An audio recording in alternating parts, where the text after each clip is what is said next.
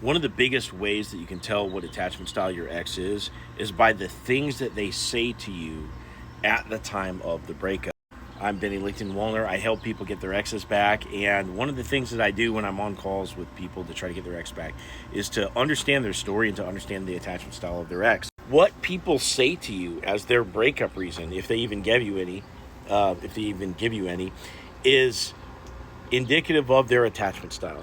If it was somebody that was secure, they would sort of be peacefully resolved and just kind of, look at you like they've given you enough chances. You knew what was wrong.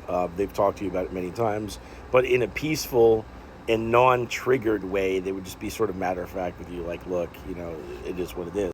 With somebody that is a fearful avoidant, they're going to tell you the same thing. They're going to tell you things that you've heard all throughout the relationship, things that bothered them, but they're going to be really upset and triggered about it. They're going to be really pissed off, and they won't stop telling you how much you've hurt them and how much they potentially don't trust you. They'll give you big, long paragraphs, and you can tell there's a lot of anger and hurt and frustration and all this kind of stuff contained within that message.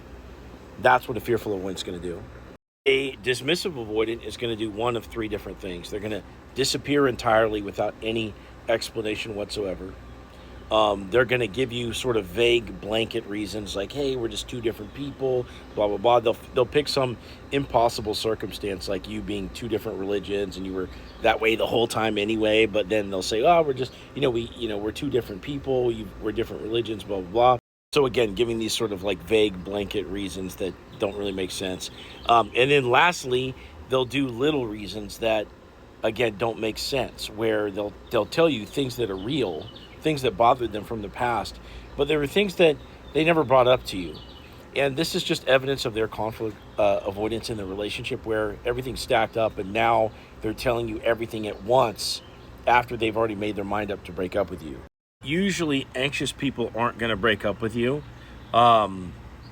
If they do, they're going to shift more into some other avoidant attachment style typically.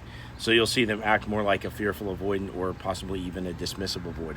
So if you want to get on a call with me, click on my profile, click this link right here, set up a call with me, tell me your story, and include in that story what your ex said to you at the time of the breakup. So that will help me understand their attachment style, and I can give you a step-by-step plan to get your ex back.